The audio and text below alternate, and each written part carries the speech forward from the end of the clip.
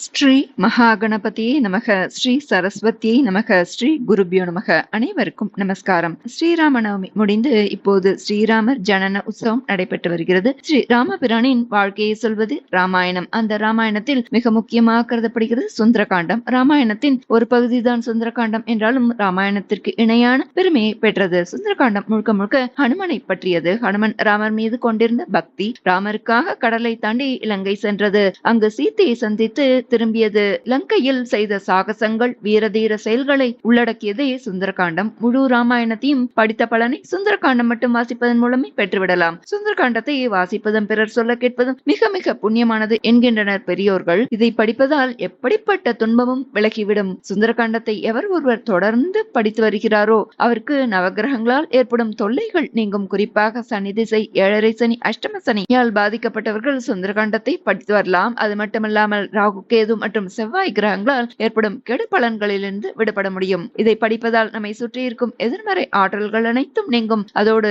எதிர்மறை ஆற்றல்களால் நமக்கு ஏற்படும் துன்பங்கள், தீய சக்திகளால் ஏற்படும் தொல்லைகளிலிருந்து நம்மை பாதுகாக்கும். பலம், தைரியம், பராக்கிரமத்துக்கு உதாரணமாக விளங்குபவர் ஹனுமான். அதனால் அவரது பெருமையை கூறும் சுந்தரகாண்டத்தை படிப்பதால் உடல் மற்றும் மன ரீதியான பாதிப்புகள் அனைத்தும் நீங்குவதுடன் உடல் ஆரோக்கியமும் படிப்படியாக மேம்படும் என்பது நம்பிக்கை. அளவுக்கு அதிகமான கடன் பிரச்சனையால் பாதிக்கப்பட்டிருப்பவர்கள், கடன் தொல்லையிலிருந்து மீள வேண்டும் என்று நினைப்பவர்கள் சுந்தரகாண்டத்தை தினமும் படித்து வரலாம். தொடர்ந்து இதை செய்வதால் அனைத்து கடன் பிரச்சனைகளிலிருந்து மீள முடியும் என்று சொல்லப்படுகிறது. இந்த வசந்த நவராத்திரி ஸ்ரீராமர் கர்ப்போத்சவம் ஜன உற்சவ காலத்தில் படிப்பதாலும் கேட்பதாலும் கைமேல் பலன் நிச்சயம். அவரவர் துன்பங்கள் விலகும், வேண்டுதல் நிறைவேறும். நாம் இதுவரை 42 சர்க்கம் பாராயணம் செய்துள்ளோம். இத்துடன் பாராயணம் செய்வோம். ஸ்ரீராம் ஜெய்ராம் ஜெய் ஜெய்ராம் என்றும் ஜெய் ஹனுமான் பதிவிடும். நம்ம பதிவுக்குள்ள போகலாம். சகல காரிய சித்தி தரும் ஸ்ரீமத் சுந்தரகாண்டம் சர்க்கம் 43. உப்பரிகையை நொறுக்குதல். அசோகவனத்தில் ராவணன் இளைப்பாறும் அபூர்வ வேலைப்பாடுள்ள ஓர் உப்பரிகை இருந்தது. அதன் தூணொன்றை பிடுங்கி மற்றொன்றில் அடிக்க உலோகம் உரசி உப்பரிகை நொறுங்கியதோடு தீப்பிடித்து எரிந்தது. காவலரான ராட்சசர்கள் சண்டைக்கு வர அவர்களையும் நொறுக்கினார் மாருதி. குரங்கென்றால் சாதாரணமாக நினைத்து கொண்டாயோ? நான் சுக்ரீவனின் மந்திரி. என்னை போல் பலவான்கள் 1000 பேர் இந்த இலங்கையை நாசம் செய்ய போகிறார்கள். 1000 ராவணனும் எனக்கு ஈடில்லை என்று போய் சொல்லுங்கள். ராமபாணம் உங்கள் இருதயத்தை துளைக்கும். ரகுவீரனோடு பகைத்து கொண்ட பின் உங்கள் குலம் பிழைக்குமோ என்று கொக்கரித்தார் ஆஞ்சநேயர். இத்துடன் சர்க்கம் 43 நிறைவடைந்தது. சர்க்கம் 44. ஜம்புமாலி வதம். கோவேறு கழுதைகள் பூட்டின ரத்தத்தில் ஏறி வந்த ஜம்புமாலி ஆஞ்சநேயரோடு கட்டும் யுத்தம் செய்தான். ஜம்புமாலி விட்ட அர்த்த சந்திரபானம் ஹனுமனின் முகத்தில் தைத்து கீழே விழுந்திருந்தது. இரத்த துளிகள் சிவப்பு சந்தனம் என அவர் வதனத்தை பிரகாசிக்க செய்தன. மாருதி ஒரு பாறையை பிடுங்கி எறிய அதை 10 பானங்களால் பொடியாக்கினான் ஜம்புமாலி. அடுத்து ஒரு ஆச்சா மரத்தை வேரோடு பிடுங்கி வீச ஜம்புமாலி அதை 4 பானங்களால் துண்டு துண்டாக்கினான். அதோடு தோளில் 5, மார்பின் மத்தியில் 10, ஹிருதயத்தில் 1 என்று சரமாரியாய் ஏக்க காலத்தில் பானங்களை எய்தான். மாருதி ஆத்திரத்துடன் கிங்கரர்களை கொன்ற இரும்புலக்கையை எடுத்து கரகரவென சுழற்றி ஜம்புமாலியின் மார்பை நோக்கி எரிந்தார். ஜம்புமாலி அடியற்ற மரம் போல் சாய்ந்தான். சில வீரர்கள் இதை ஓடிச் சென்று ராவணனிடம் தெரிவித்தனர். ராவணன் கண்கள் சிவக்க தனது மந்திரி புத்திரர்கள் 7 வரை அழைத்து அந்த துஷ்ட குரங்கை பிடித்து வாருங்கள் என்று ஆணையிட்டான். இத்துடன் சர்க்கம் 44 நிறைவடைந்தது. சர்க்கம் 45.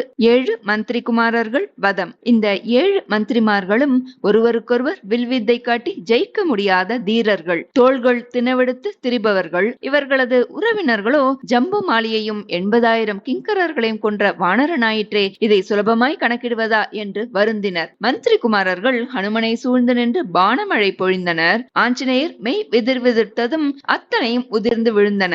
பயங்கரமாய் சிம்மநாதம் செய்தபடி இரு கைகளிலும் இருவரை பிடித்து பூமியில் அரைந்து கொன்றார். சிலரை காலால் எத்தி தூக்கி எறிந்தார். சிலரை நகங்களால் கிழித்தார். சிலரை முஷ்டியால் குத்தினார். சிலரை தொடைகளாலும் சிலரை மார்பாலும் வதைத்தார். யானைகள் மதம் பிடித்து ஓடியதில் குதிரைகள் மிதிப்பட்டு மாண்டன. 7 மந்திரி குமாரர்களும் மடிந்தது கேட்டு நகரமே சோகத்தில் மூழ்கியது.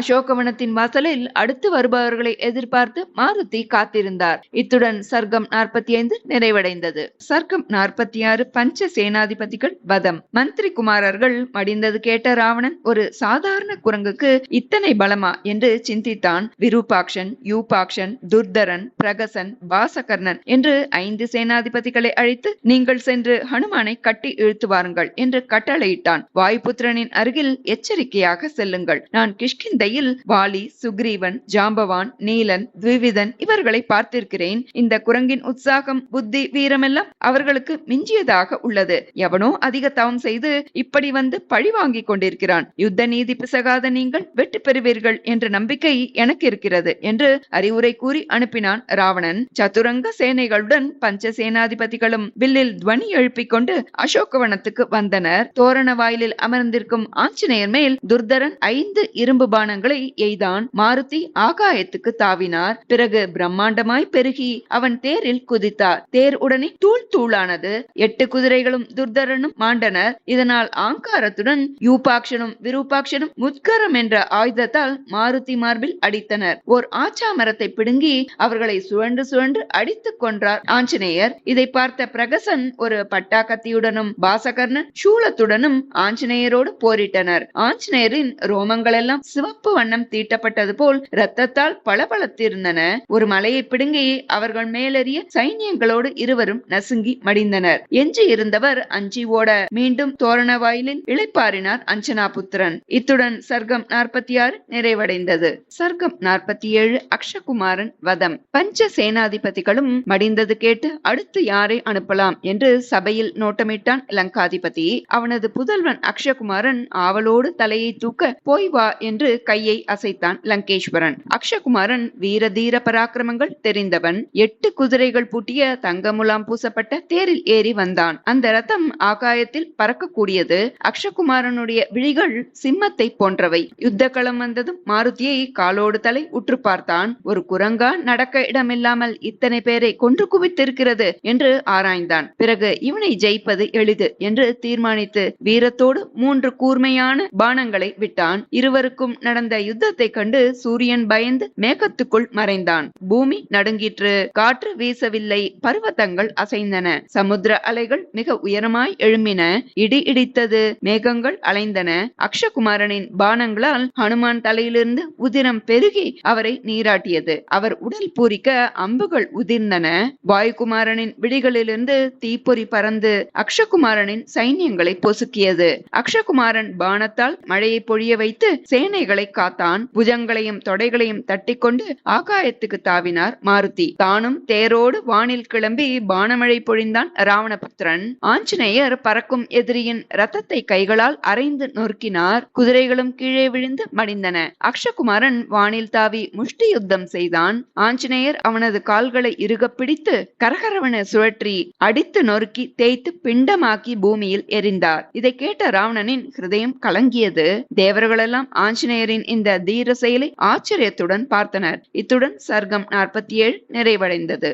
சர்க்கம் 48 ஹனுமான் பிரம்மாசுரத்துக்கு கட்டுப்படல். அக்ஷகுமாரன் மடிந்தது கேட்ட ராவணன் தன் துக்கத்தை வெளிக்காட்டிக் கொள்ளாமல் இந்திரஜித்தை அழைத்து கட்டும் தவம் செய்து பிரம்மாவிடமிருந்து பல அபூர்வ அஸ்திரங்களை பெற்றவனை இந்திரனை ஜெயித்து இந்திரஜித் என்ற பட்டத்தை கொண்டாய். எனக்கு சமமானவன் நீ. அரசன் பரிவாரங்கள் இருக்கையில் தானே போவது உச்சிதமல்ல என்பதால் நான் உன்னை அனுப்புகிறேன். குரங்கு கொன்று குவித்தவர்களை எண்ணிப்பார். அஸ்திரத்தால் குரங்கை கட்டி இழுத்து வருவாய் என்ற நம்பிக்கை எனக்கு இருக்கிறது என்றான் இலங்கேஸ்வரன். இந்திரஜித் தந்தையை பிரதட்சணம் செய்து யுத்தத்திற்கு புறப்பட்டான். 4 சிங்கங்கள் பூட்டிய தேரில் சென்றான். வானில் கழுகுகளும் ராஜாளிகளும் மகிழ்ச்சியோடு சப்தமிட்டன. இது கண்ட ஆஞ்சநேயர் விஸ்வரூபம் எடுத்து ஆகாயத்தில் உலாவினார். இந்திரஜித்தின் பானங்களை குனிந்தும் சாய்ந்தும் பிடித்தும் தடுத்து வீசினார். இதனால் ஹனுமானை மூர்ச்சையடைய செய்ய வேண்டும் என்று நினைத்தான் இந்திரஜித். பிரம்மாஸ்திரத்தை மந்திரம் சொல்லி ஏவினான். பிரம்மாஸ்திரம் ஹனுமானை கட்ட மயங்கி பூமியில் விழுந்தார் மாருதி. சற்று நேரத்தில் மயக்கம் தெளிந்தது.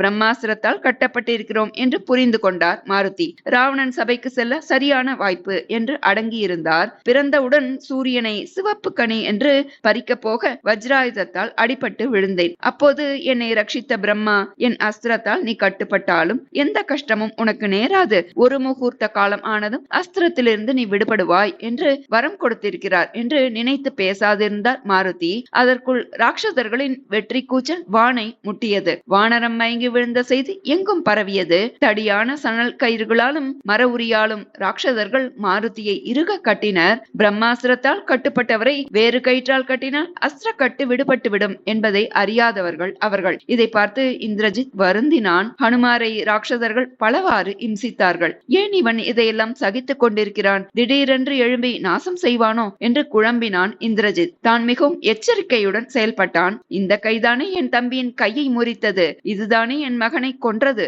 என்றெல்லாம் கேட்டு தடியால் மொத்தினார்கள் சிலர், முகவாயில் குத்தினார்கள் சிலர். இந்திரஜித் ஹனுமானை ராவண சபையில் கொண்டு நிறுத்தினான். சபையில் ஒரே கசாம்சா சப்தம். தலைக்கு தலை கேள்வி கேட்டுக் கொண்டிருந்தனர். நவரத்னமயமான கொலுமண்டபம், இருபுறமும் தங்க சிம்மாசனங்களில் அமைச்சர்கள் அமர்ந்திருந்தனர். ராவணனும் ஆஞ்சநேயரும் ஒருவரையொருவர் உற்று பார்த்தனர். பிறகு கோபத்துடன் தன் மந்திரிகளை பார்த்து, இவனை விசாரியுங்கள் என்றான் ராவணன். அவர்கள், நீ யார்? இங்கே எதற்காக வந்தாய்? இங்கே முடித்துக் கொள்ள எந்த வேலை இருக்கிறது என்று ஆஞ்சநேயரை விசாரித்தனர். நான் தூதன், சுக்ரீவ மகாராஜாவால் இங்கு அனுப்பப்பட்டேன் என்றார் ஆஞ்சநேயர். இத்துடன் சர்க்கம் 48 நிறைவடைந்தது. சர்க்கம் 49. ராவணன் பெருமை. ராவணன் சாமர்த்தியசாலிதான். என்னை தன் சபைக்கு அழைத்துக் கொண்டானே என்று ஒரு கணம் வியந்தார். ராவணை மான் வடிவில் இழுத்து போக வைத்து சன்னியாசி வடிவில் சீத்தையை தூக்கிச் சென்ற குள்ளநரி தந்திரக்காரன் என்று ஒரு நிமிடம் கண்களில் கோபம் தெரிய ராவணனை முறைத்தார். நவரத்ன கிரீட்டமும் சகல ஆபரணங்களும் பூண்டிருக்கும் இவன் நயவஞ்சகன் என்று மனத்துள் அருவருத்தார். ராவணனிடமிருந்து சந்தனம், புனுகு, கஸ்தூரி, ஜவ்வாது வாசனை வீசுகிறது. நற்குணமும் ஒழுக்கமும் அல்லவா நிஜமான மனம் என்று நினைத்தார். லங்காதிபதியின் 20 கண்களும் ரத்தம் போல் சிவந்திருந்தன. உதடுகள் தடித்து தொங்கிக் கொண்டிருந்தன. புஜங்களில் கேயூரங்கள், தோள் வளைகள் கட்டப்பட்டிருந்தன. மார்பிலை இடையிடையே நாகமணிகள் கோர்த்த முத்தாரம் ஒளி வீசியது. ஸ்பட்டிகத்தால் செய்யப்பட்ட சிம்மாசனம், நாலாபுரமும் சாமரம் வீசும் ரூபவதிகள், பிரஹஸ்தன், மகாபார்ஷ்வன், துர்தரன், நிகும்பன் என்ற 4 மந்திரிகள் வெகு அருகில் அமர்ந்திருந்தனர். இப்பேற்பட்ட தைரியசாலிக்கு தர்மகுணம் இல்லையே என்று மனம் நொந்தார். இவன் கோபம் கொண்டால் சமுத்திரத்தையே வற்றடித்து விடுவான் என்று எண்ணினார். இத்துடன் சர்க்கம் 49 நிறைவடைந்தது.